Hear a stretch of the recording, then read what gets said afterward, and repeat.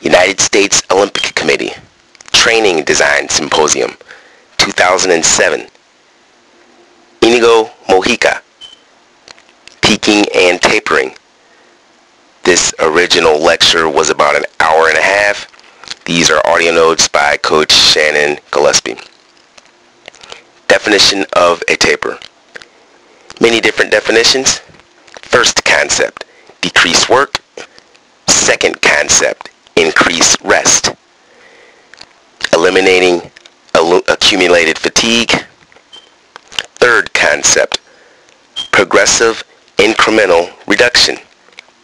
Fourth concept, during any length of time. Fifth concept, reduce training volume. Sixth concept, reduce physiological and psychological stress while enhancing performance. Tapers should be nonlinear and variable. Tapering focus reduces accumulated fatigue so athletes can realize positive adaptations to train. Testosterone to cortisol ratio measures anabolic to catabolic biological responses, that is, building to destroying response. Increased testosterone and decreased cortisol is best for performance and will be enhanced by taper. A positive balance of production of red blood cells and destruction of red blood cells increases with taper. Decrease creatine kinase, negative muscle enzyme that comes from heavy training with taper. So in the last segment there, I just gave you a bunch of definitions of what the author believes a taper is and how it will affect the performance or the responses to a performance. So in other words, if a taper is done accurately and correctly, all of those things that the definitions describe will actually come into fruition. Psychological indices of a taper. Perception of effort decreases. Increase in mood, decrease in perception of fatigue, increase of vigor for training, increase in quality of sleep, all come from a taper. Reduction of training load or intensity. Low volume and intensity taper shows no significant change in red blood cell and blood plasma glycogen. High intensity taper shows significant change in blood plasma and red blood cells and glycogen and performance test. Both groups improve on isokinetic contractions due to rest. Reducing training intensity will not increase positive physiological responses. High intensity training interval tests suggest increase in total testosterone during taper. Studies show decrease in intensity during taper, show no significant performance gain, and maintaining intensity does show increase in performance. So the gist of that information there is low intensity training is not as good as high intensity training for performance. In other words, you want to reduce the volume, but you want to keep the intensity either at where it was or increase it. When you lower the intensity, it's not game-like. The intensity, for the most part, doesn't lower in games or contests or competition. It actually stays pretty high. Sometimes it goes higher than normal just because people seem to get amped up a little bit more for competition. Bottom line is, when you're tapering, you need to have high intensity. You need to reduce the volume keep the intensity pretty high. Reduction of training load volume. Test studies show swimmers who decrease volume increase performance during 3-week taper. Non-dedicated athletes who miss training and increase training show no increase in performance. Test study with runners shows medium volume taper or 50% volume taper do not improve performance, and large volume taper or 75% volume taper does improve performance. Low intensity continuous training, garbage mileage, shows decrease in total testosterone. Studies show 20% or less taper, no gain. 21% to 40% gain in performance, 41% to 60% gain in performance. Total reduction in training, not reduction of training that week. 61 or more also shows increase in performance level. Most studies come from swimming, running, and endurance sports. So to sum that up, the more you take away the volume from the training, keeping in mind keeping intensity high, the better these tests indicate the performance goes up. So it makes no sense to lower the intensity, again, based on the previous paragraph or previous prior information, based on these tests.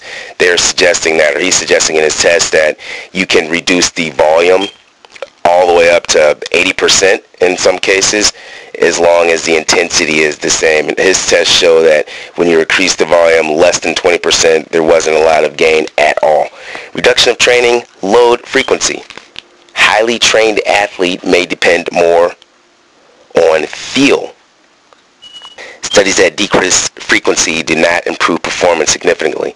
Studies that maintain frequency did improve performance. That is, high frequency taper is increasing performance, and moderate frequency tapers no increase in performance. So that's pretty succinct there.